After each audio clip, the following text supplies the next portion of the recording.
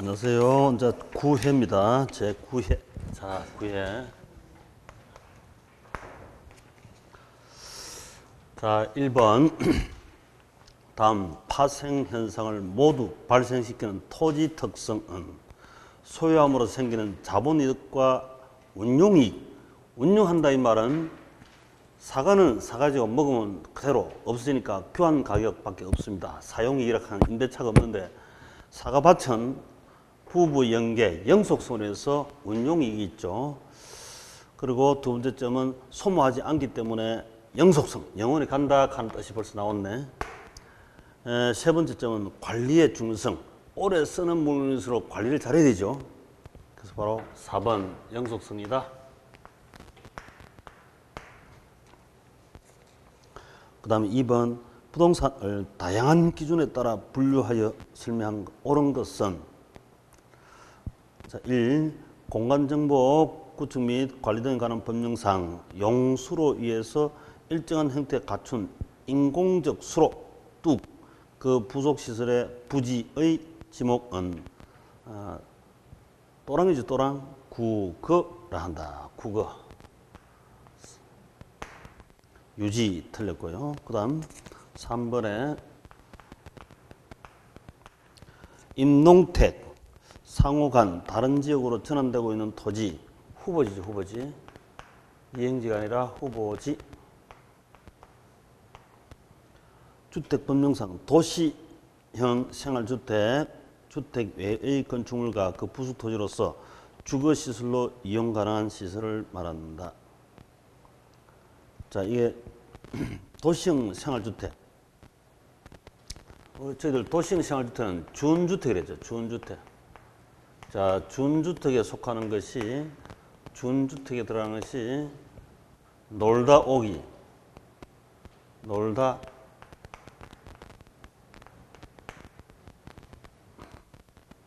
노인복지주택, 다중이 주로 고시원이죠. 고시원. 그 다음 오피스텔 기숙사, 준주택, 놀다 오기, 준주택이라 한다.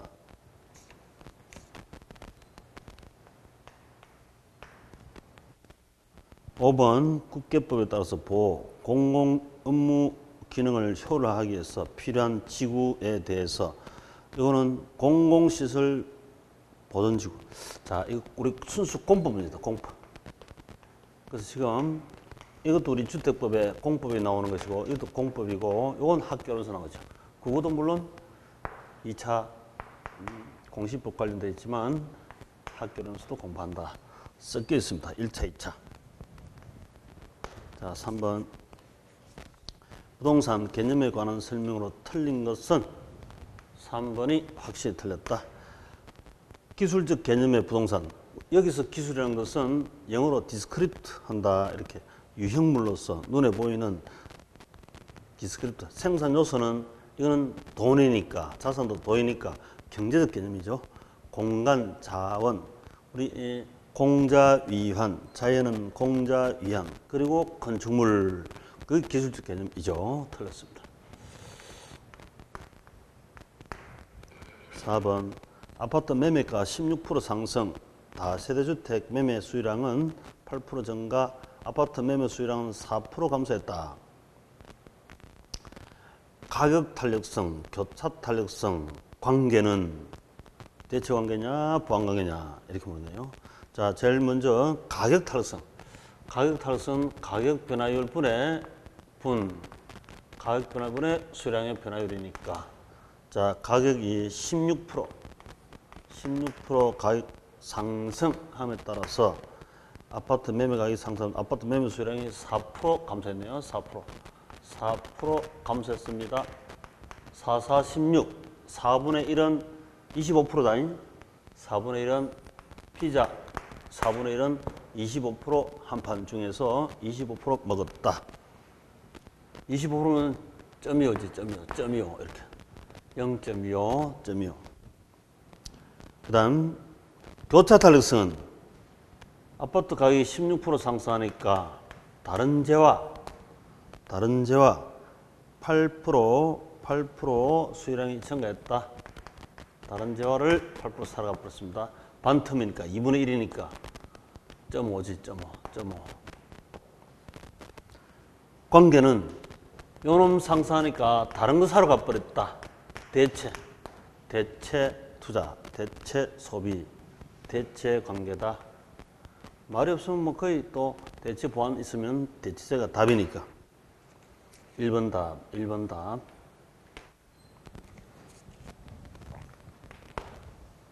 5번 가격 탄력성에 관한 설명 중 틀린 것은 1. 미시한 가격 변화 수요량이 무한히 완탄 맞죠, 그죠? 완전 탄력적 그린 거면 수평선이다. 그 다음 틀린 것은 바로 3번이네. 3번 일반적으로 부동산 수요에 대한 관찰 기간이 길어질수록 장길수록 별 것이 다 나타납니다. 탄력적으로 바뀌죠. 탄력적. 이 적어진다. X 많아진다.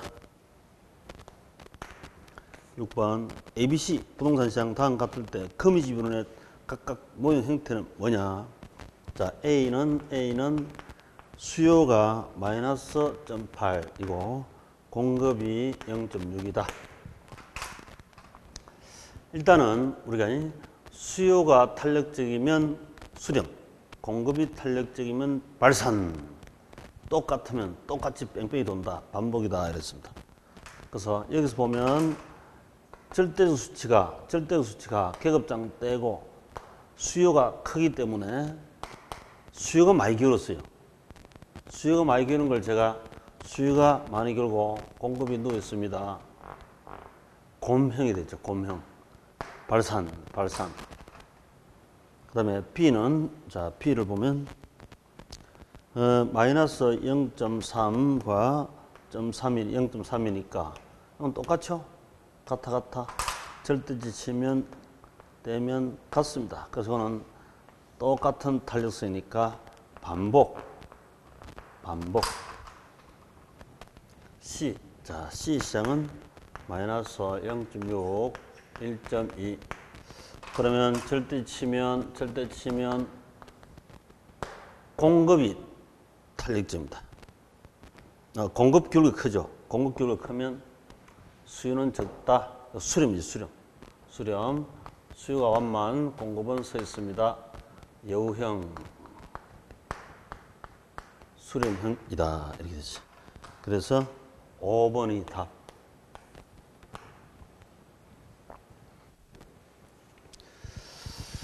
기울기 테스트인데요. 기울기 테스트. 자, 기울기 테스트 그 흐름을 아시면 금방금방 빠른 속도로 바로 구할 수가 있습니다. 기울기라 하는 개념이 잘 돼 있어야 되죠.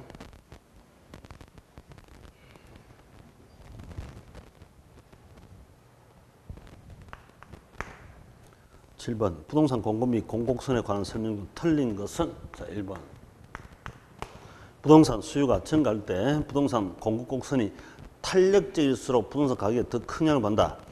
탄력적이면 양은 많이 바뀌지만 가격은 조금 바뀐다. 덜 움직인다 했죠. 그래서 더 크게 하고 더 적게 덜 중에서 덜 해야지. 틀렸습니다. 8번 각 도시 산업별 고용자 수가 다음 같을 때 X산업 입지 개수 이를 초과하는 도시 모두 고른 것은 자 A, B, C, D 도시다. 많습니다. 전국분의 A 도시, 전국분의 B 도시, 전국분의 C 도시, 전국분의 D 도시니까 자 전국은 제일 큰 숫자죠. 제일 큰 숫자 6,250분의 그 다음에 X산업의 제일 큰 숫자 3,350이고 이것은 다 같죠. B, C, D 다 똑같기 때문에 이건 비교 대상이 아니고 바로 분자만 비교. A도시. 자, A도시 제일 큰 숫자가 1000. 그 다음에 X산업 400이죠.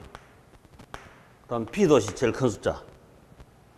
제일 큰 숫자 일단 쭉 넣으면 됩니다. 2000이죠, 2000. 매트리스 행렬 잘 보시고. 그 다음에 B도시 X산업 1200. 자, C도시 제일 큰 숫자 1150. 그 다음에 C도시 X산업 650. 그 다음에 D도시 제일 큰 숫자 2100. X산업 1100. 자, 밑에 아래 보면 우리 객관식의 장점. 위 아래 훑으면 금방 찾을 수 있는 경우 많다. 두 개만 찍어내면 되죠. 제일 큰 것 두 개만, 분자가 큰 것 두 개지, 두 개.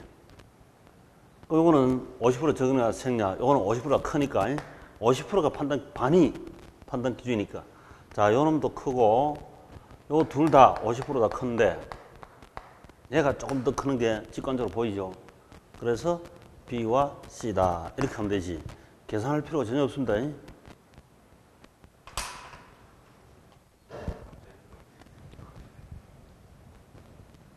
그래서 밑에 이것도 이런 것도 아예 무시해버리고 요것만 그 밑에 바로 비교하면서 얘 둘이다 이렇게 빨리 찍으면 30초 안에 충분히 가능합니다.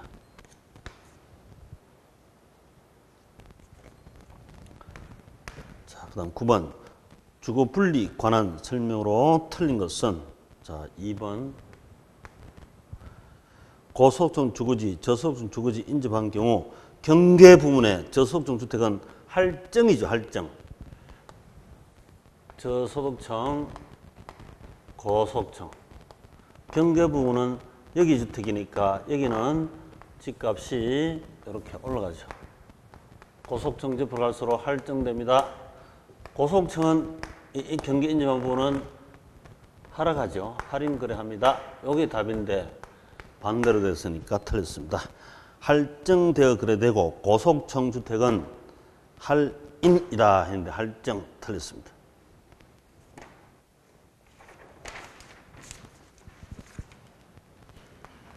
(10번) 다음 내용 모두 설명. 지대는 지대 토지 소유자 나왔습니다. 토지는 소유하고 있다는 독점적 지위 때문에 받는 수입이므로 제1등지에도 절대지대가 발생한다. 지대란 토지 비옥도나 생산력 관계없다. 지대는 토지 사유화, 소유, 절대지대. 5번이죠. 칼막스 절대지대설. 부동산 시장 효율성에 관한 설명 중 틀린 것은 4번. 약성 효율적 시장에서는 현재 가치에 대한 과거 역사적 자료를 분석하여 정상 이윤을 초과하는 이윤을 획득할 수 없다 해야지. 약성은 과거죠, 과거. 과거 역사적 자료 이용해봤자 본전이다. 효율적이니까 빵이다 해야 되죠. 틀렸습니다. 저보다 더 센 놈 만나면 지는 것이고. 자, 12번.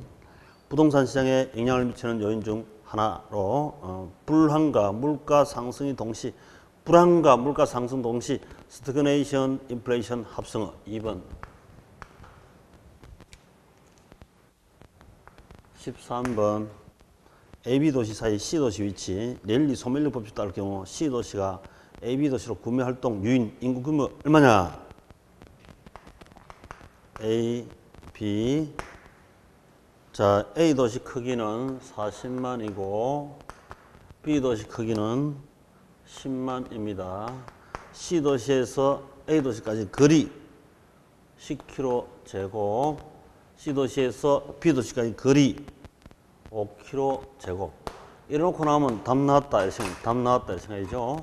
그럼 이거 100이니까 공 2개 떼면 4,000이니까 4,000. 자, 요 5, 25, 4,000 하면 딱 떨어지죠.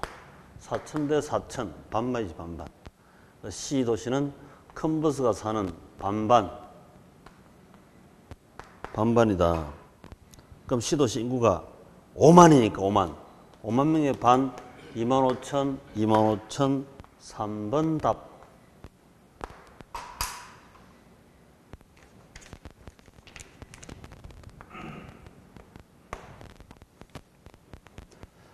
정부의 부동산 시장 개입에 관한 설명 중 틀린 것은 자, 1번 개발 부담금 부과 제도는 정부의 간접적 시장 개입이죠.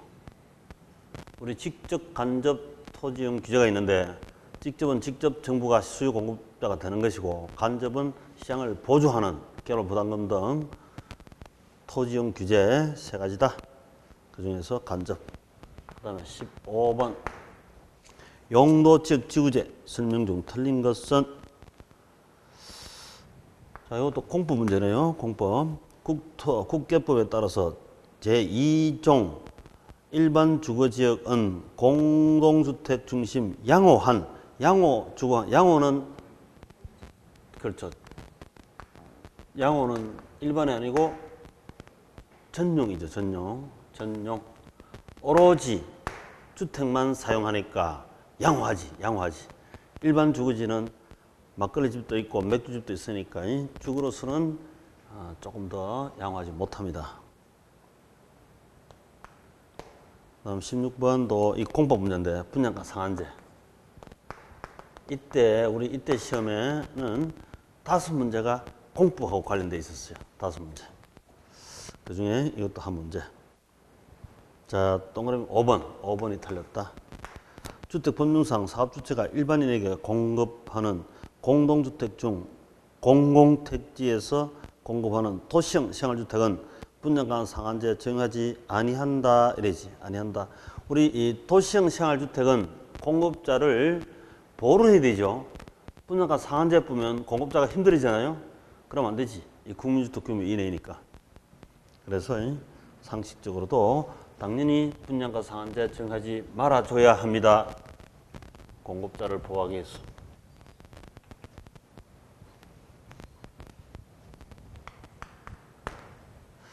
(17번) 정부가 시행 중인 부동산 정책 관한 설명 중 옳은 것은 이것도 공부 문제네요. 공부. 4개 틀렸다. 자, 1번 부동산 가격 공시에 관한 제도에 따라서 부동산 가격 공시에 관한 법령상 시장군수구청장 공동주택. 자, 공동주택은 국장입니다. 그죠? 시군구 틀렸고, 그 다음 공동주택 가격을 산정할 때는 공동주택 소유자, 그 밖에 이해관계자한테 의견을 들어야지 왜 국장에게 의견을 듣습니까? 내 집인데. 틀렸고. 그 다음 2번. 토지 선매제도 국계법에 따라서 시군구 토지거래 허가구역 받은 취득한 토지를 그 이용 목적대로 이용하고 있지 아니한 땅에 대해서는 선매자와 협의를 통해서 수용할 수 있는 제도. 이렇게 하지. 강제 수용이 아니고 협의 수용입니다. 그래서 틀렸고. 그 다음에 3번 부동산 거래 신고는 또 중개 문제네요. 부동산 거래 신고에 관한 법령에 따라 거래 당사자 매매 계약을 체결한 경우 계약 체결일부터 60일 내입니다. 계약 잔금식이 아니고 계약 체결일부터. 계약 체결일부터. 틀렸지. 4번 주택 선분양제는 후분양제도에 비해서 주택 공급 감소시켜서 주택시장을 위축시킬 가능성이 있습니다. 이 후분양입니다. 건설업체가 직접 자금을 조달해야 하는 자금도 더 많음으로써 사업 부담 증가할 수 있다. 후분양이 사업자가 부담이 되는 거죠.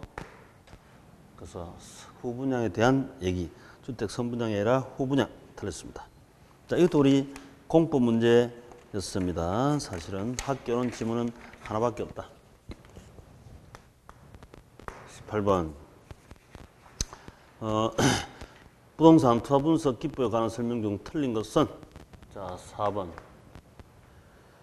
재투자율의 가정에 있어 순현저가치법보다 내부 수익률법이 더 합리적이다. 틀렸죠. 순현가법은 요구 수익률로 할인.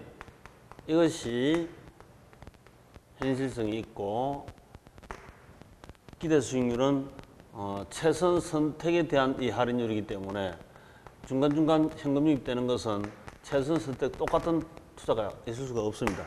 그래서 기회비용을 상쇄하는 요구 수익률이 맞다. 좀 어려운 문제입니다. 그다음에 19번 부동산 투자 레버리지 효과에 관한 설명 중 옳은 것은 자, 틀린 걸 보시면 틀린 거.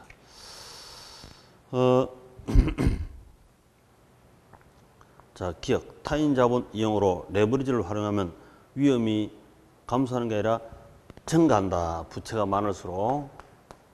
그 다음, 니은은 원래 출제, 올해 출제됐죠. 부채 비율을 갖다가 대부 비율로 고쳐야 됩니다. 대부 비율 50%.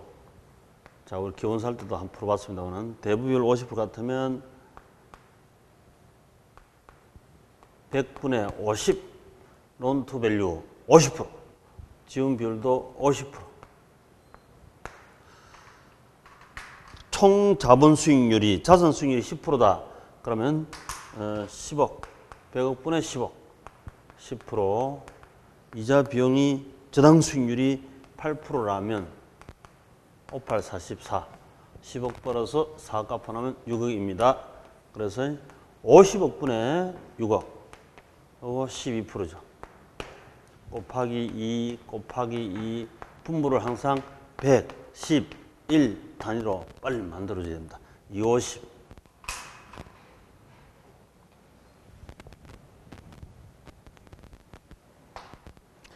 이건 부의 레버리지를 발생할 경우 부채 비율을 낮춰서 정의 레버리지로 전환할 수 있다. 아니다. 가령 예를 들어서 자산 수익률이 10%고 이자 비용이 5%인데 5%짜리 자금을 2억, 3억, 5억 많이 빌렸으나 적게 빌렸으나 5%라면 이게 안 변한다면 정으로 바꿀 수가 없습니다. 그치? 부채 금액이 중요한 게 아니라 이자율이 중요한 거죠. 이자율. 이자율이 자산 수익률보다 적으면 적다. 부레버리지. 영원히 부레버리지 될 수밖에 없다. 이거는 이자율. 이것은 맞습니다. 자, 우측에 20번. 부동산 수익과 수익률에 관한 설명 중 옳은 것은 1번도 틀렸다. 요 수익률에 해당하는 부동산 투자해서 획득할 수 있는 최대한 수익률이 아니고 최소한이죠. 최소 요거 수익률이다. 최소 그 이상 벌어야 한다. 그 다음 2번. 총투자 수익률은 세전 현금 수지를 지분 투자액으로 나눈 것이다.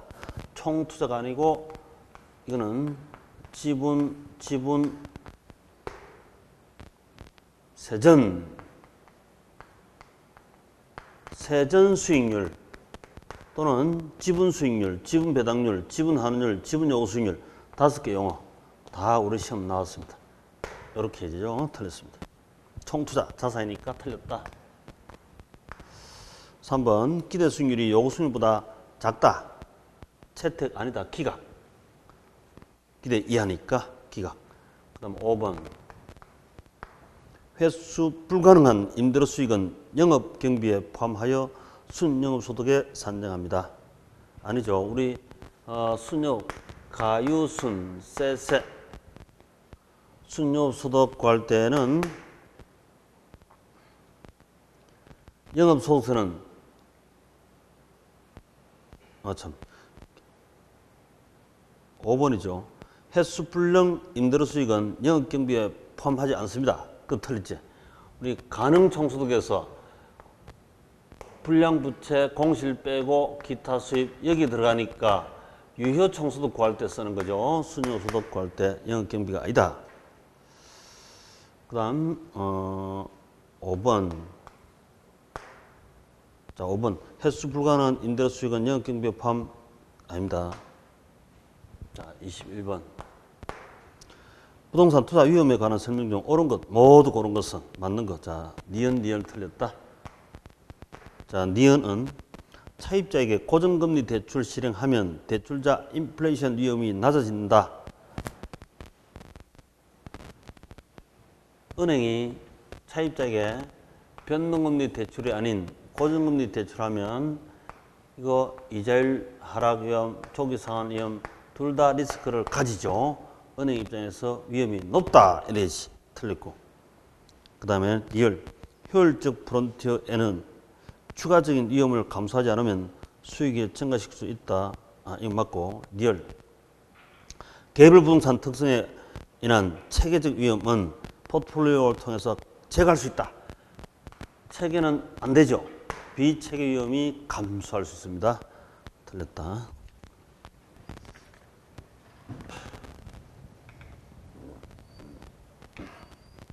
자, 22번. 부동산 투자에 관한 설명 중 틀린 것은 5번. 부동산은 주식 등 금융 상품에 비해서 단기간에 현금화할 수 있는 가능성이 낮다 해야죠. 높다, 틀렸다. 유동성이면 더 크다 해야지. 그 다음에 23번은 오류 출제 시험 안 나옵니다. X 건드리지 마세요. 별 도움 되는 게 없다. 그 다음에 24번 부동산 금융에 관한 설명 중 틀린 것은 4번 고정금리 대출 실행은 대출 기간은 금리 상승 시 차입자의 조기 상환 위험을 커진다.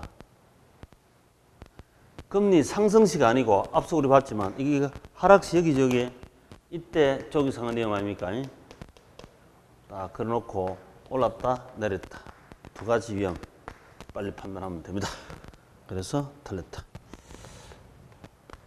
25번 시장 가격 5. 자, 이런 건 사실 읽지 말고 바로 풀어야 되는데 부채 감당률 최대 담보대출 가능금에 관하 부채 감당률인데 부채 감당률은 순영업 소득으로 자 순영업 소득이 얼마냐 1억 적어있네요. 1억 나누기 이거 부채 서비스의 분모 이렇게 하니까 부채 감당 비율 얼마입니까? 저희 부채 감당 이렇게 해놨죠. 부채 감당 2 부채 서비스를 구하면 여기다 저당상수 곱해가지고 저당상수 0.2 부채 금액 곱하기 저당상수 하면 부채 서비스 아닙니까? 그 부채 서비스를 구하면 되지. 그럼 이거 구할 때 분모 구할 때 어떻게 하면 됐죠? 분모 분자 1억 나누기 2 하면 이렇게 나온다 있죠? 그치? 1억 나누기 2 하면 5천만 원이에요. 5천만 원. 요렇게 나누면 2억 5천이죠. 2억 5천. 그 위에 상가의 기존 저당금이 1억입니다. 그 빼면 답이 1억 5천. 여기 답인데 LTV를 확인해야 됩니다. 자, LTV가 60%였습니다. 저 위에 시장 시가가 5억이라 5억에 60% 같으면 5억 30, 3억 아닙니까? 3억. 그래서 2억 5천보다도 크기 때문에 이건 답이 될 수가 없다. 빠른 속도로 이거는 눈으로 확인하면 돼. 눈으로. 계산할 필요 없이. 그래서 이거 부채 감당률을 구하든 디테일을 구하든 간에 부채 서비스만 구하면 바로 부채 금액 곱하기 저당상수 부채 서비스이니까 나누면 바로 이 부채 금액이 나옵니다. 이런 스타일로 계속적으로 출제를 했었죠. 그래서 부채 서비스를 빨리 구한다. 간단하게 계산기 없어도 다 되죠. 26번 대출 상환 방식에 관한 설명 중 옳은 것은 자 틀린 건 4개. 2번 원금 균등 상환 방식은 원리금 균등 상환 방식에 비해서 전체 대출기간 만료 시 누적 원리금 상환액이 적다 해야지. 원금 상환은 많이 갚는 거고 초기에 원리금 균등은 똑같이 갚는 거고 점정 상환은 점점 증가 상환이니까 많이 갚았으니까 적게 남아 있죠. 전체 이자가 적어집니다. 그 다음에 3번 대출 실행 시점에 DTI 최정 상환 방식이 원금 균등 상환 방식보다 항상 더 크다. DTI는 참 어렵습니까? 우리 DTI.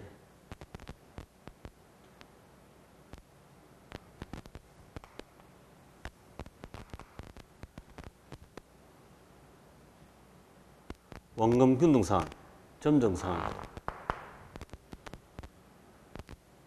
이건 부채 서비스 적고 이게 부채 서비스가 많으니까 이게 더 크죠. 부채 서비스. 국제 서비스가 초창기에는 크다. 후반부는 적지만. 자, 4번. 대출금을 조기 상환하는 경우 원리금 균등 상환 방식에 비해 원금 균등 상환 방식의 상환액이 더 적다. 그렇죠. 많이 갚으면 적게 남고 적게 갚으면 많이 남죠. 최정 상환 방식은 대출 잔액이 지속적으로 감소함으로 증가하죠. 감소함으로 다른 상환 방식에 비해서 이자 부담이 작다. 이자 부담이 제일 많다. 이 점정 상환은 초기에 적게 갚았으니까 이자가 훨씬 많이 갚아야 되죠. 틀리트. 낮에 우리 정규 수업할 때 그 금융 파트 하시면 무난히 다 해결할 수가 있습니다. 자, 27번. 부동투자회사법상 니처럼 한다. 부동투자에 관한 설명 중 틀린 것은 자, 2번. 자기관리 리처는 설립 자금이 533 했죠. 5억입니다. 5억이고 위탁 리처하고 구정 리처는 3억 설립 자본금 533 설립 후 6개월 이내 등록 후 6개월 이내는 70억 50억 533 755 자, 이 숫자인 시험 잘 나온다 했습니다.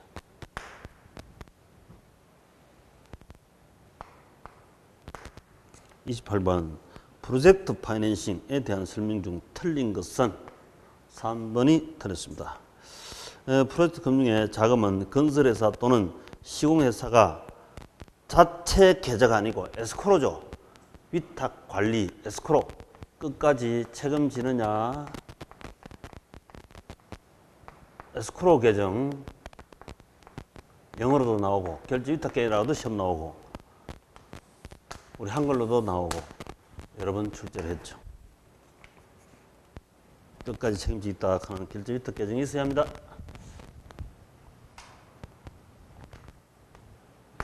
자, 29번.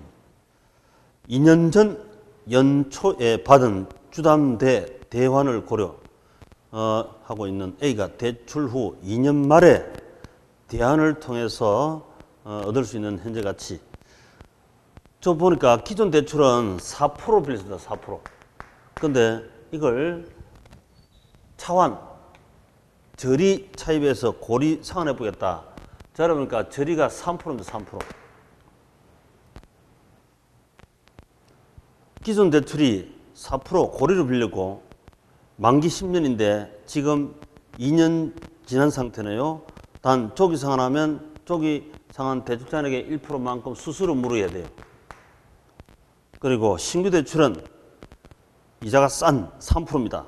만기 8년, 기간은 똑같이 남았네요. 취급 수수료가 1% 줘야 돼, 1%. 대출 상담사인 취급 수수료 1% 줘야 한답니다. 8년간 연금 평가계수가 7 줘놨습니다.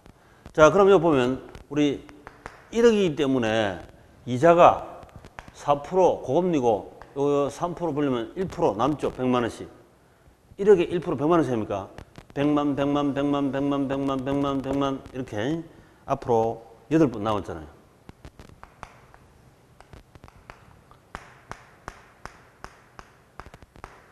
어, 100만 원씩. 100만 원씩. 요거 100만 원씩 더 싸게 지를 빌립니다. 근데 요 100만 원 연금이죠, 연금. 8년 연금가 여기다 곱하기 7 이렇게가 700만 원인데 현재 가치가 700만 원 덕을 보는데 이자는 저렴하고. 근데 조기 상환 수수료 1% 줘야 되고 취급 수수료 1% 줘야 되잖아요. 1억에 1% 같으면 100만, 200만 원이죠. 그래서 200만 원 쏙 빼버리면 500만 원 덕 받았다 이 말이지. 500만 원 남으니까 저리 차입하여 고리 상환해버리는 게 좋다 이 말이지. 자, 요게 이제 우리 여태까지 그림으로만 이렇게 해서 이자가 저리를 하려면 조기 상환하는 게 좋습니다. 이렇게 했죠. 그 조기 상환하는 이 자체를 계산형으로 이렇게 응용 출제를 했습니다.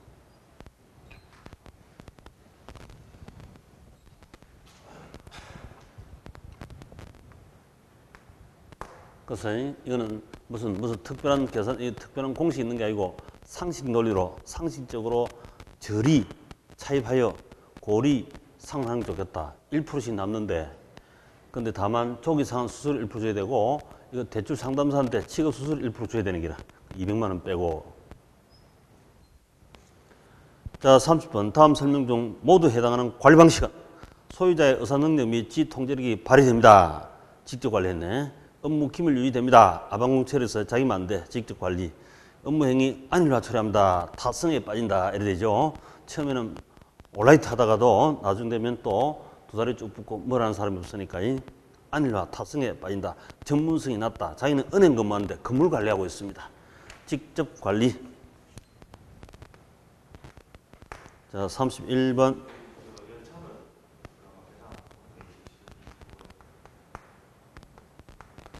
이따가 끝나고. 자, 31번. 해답이 3분의 1인데 3분의 1이고 5번이 답입니다. 5번. 부동산 개발에 관한 설명 중 틀린 것은, 자, 5번 보시면 BTO란 것은 순서, 빌더, 건설, 준공해서 트랜스포, 소유권 넘겨주고 오퍼레이터 운영해 먹는다는 얘기인데, 근데 이 BTO 민간개발시설 소유권을 준공, 동시에 공공의 기속, 트랜스포 넘겨줘 버리고, 그 다음에 시설관리 운영권을 가지며 공공은 그 시설을 임차, 리스. 원래 이 O가 아니고 리스입니다, 리스. 리스하고 임차하고 좀 다른데, 우리 학교론 수준에서는 혼용해 써버리니까 그냥 임차다. 이렇게 하면 되겠습니다. BTL. 그래서 틀렸다. 32번. 이거 완전 공법이네요, 공법. 이건 일본의 주거환경관리사업이라, 관리. 완전 공법책에 나오는 얘기입니다. 기초. 그래서 이제 공법 문제 5문제 나왔다. 5문제. 학교로 믹스해가지고. 역대 최대한 많이 출제된 걸로 지금 사실 오버했지. 범위가 벗어났습니다. 자, 33번. 다음은 임대주택의 1년간 운영실적 자료다. 가능총소득에 대한 영업경비 비율이 얼마냐? 자, 가능총소득, 가유순 이렇게 하면 여기에 영업경비가 있네요. 그래서 가능총소득을 분모, 영업경비를 분자 이렇게 올리면 되지. 자, 가능총소득은 연 500만 원, 65니까 5억 30, 3억이다. 3억. 공실이 10%니까 공실 10%니까 30% 같으면 얼마입니까? 3천만 원이죠. 그러면 이거 3천 빼고 나면 유효총소득이 2억 7천이지. 2억 7천. 2억 7천만 원. 자, 영업경비가 얼마일까? 순영소득이 2억 1천만 원이니까 2억 1천만 원이니까 6천만 원이네요. 6천만 원. 그래서 3억 분의 6천. 2%. 20%. 3번 답. 가능총소득에 대한, 자, 항상 우리 대안의 아들, 대비의 아들, 단위당, 생모 한 단위당 자식 몇 명이냐 이랬죠.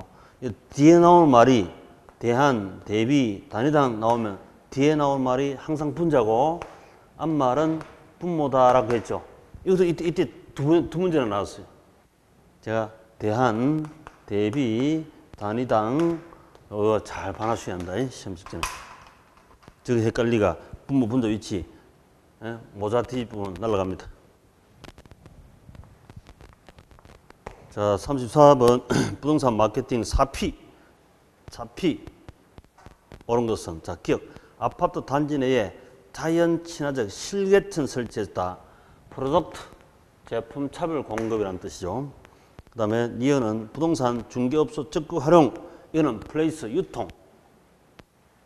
직접 분양, 간접 분양, 분양 대행사를 활용, 중개업소 활용, 유통이죠, 유통.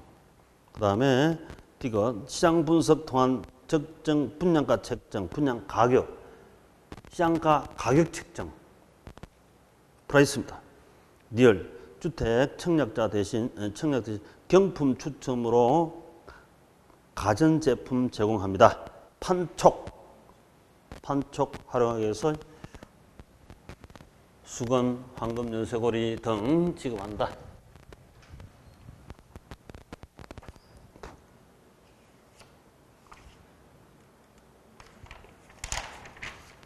자, 35번입니다. 자, 35번.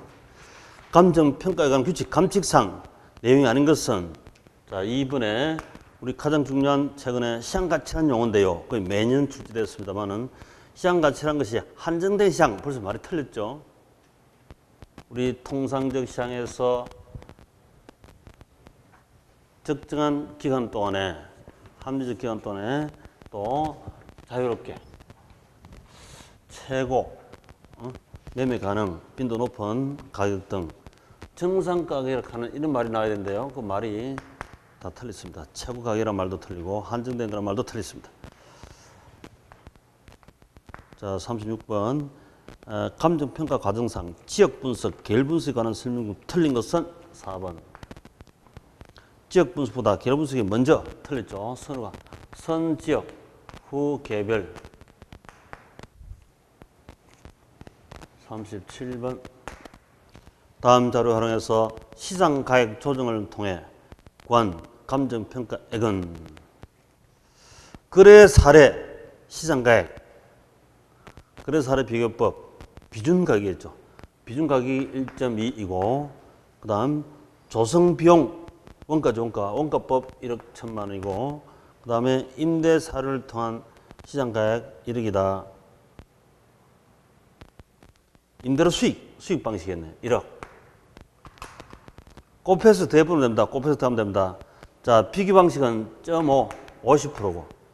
그 다음, 원가법은, 금더 보니까 0.2, 20%죠.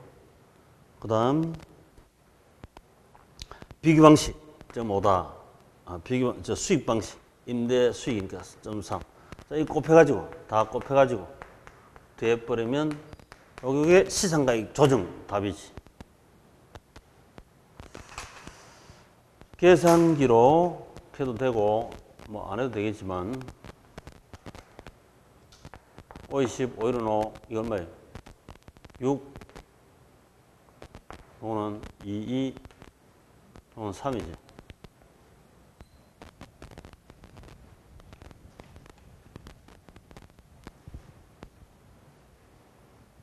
(6천만 원이고) 이거는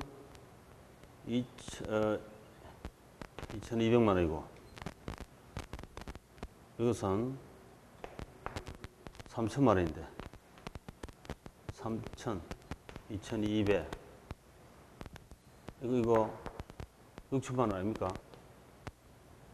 6천, 2,200, 3천, 9천, 1억 1,200이죠. 그 4번 답. 계산기 안 하고 암산으로. 계산기 지금 이때도 계산기 들을 문제가 한 문제도 없었습니다. 실제. 자, 37번. 다음 자료를 활용해서 시장가격 조정 구한 감정평가액은 얼마냐? 참. 38번이죠. 37번 했고 38번. 다음 임대료 감정평가 방법 종류와 산식 가로에 들어갈 내용 옳은 것은 가로 넣기, 기억, 니은, 디귿. 이거 보통 2개 찾으면 답이 나옵니다. 나머지 1개는 확인 검정으로 써도 된다 그랬죠. 자, 적산법의 적산 임료는 기기필요, 기초가격 곱하기 기대율 더하기 필요 재경비. 그래서 여기에 가로니까 기초가격 곱하기 기대율이고 기대율. 그 다음에 니은은 임대사례 비교법을 통한 비교 임료니까 비준 임료 이렇게 되지. 당연합니다. 비준 임료. 그래서 1번이 답.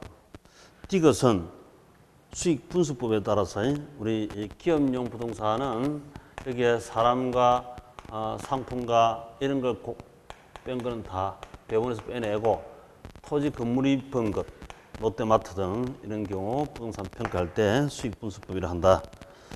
그래서 1번이 답이 되겠습니다.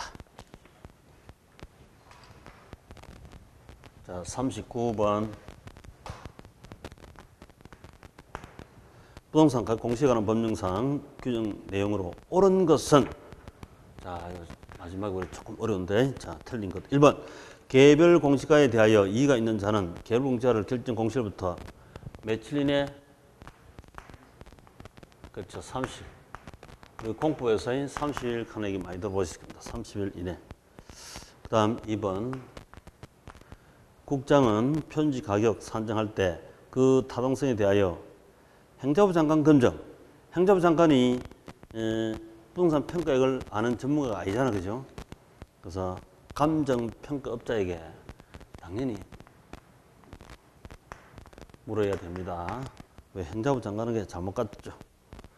그 다음에 자 4번 시장구수구청장은 공시기준일 이후 토지 분할 합병 발생한 경우 7월 1일 기준으로 결정 공시한다. 이건 1월 1일부터 7월 1일까지는 7월 1일까지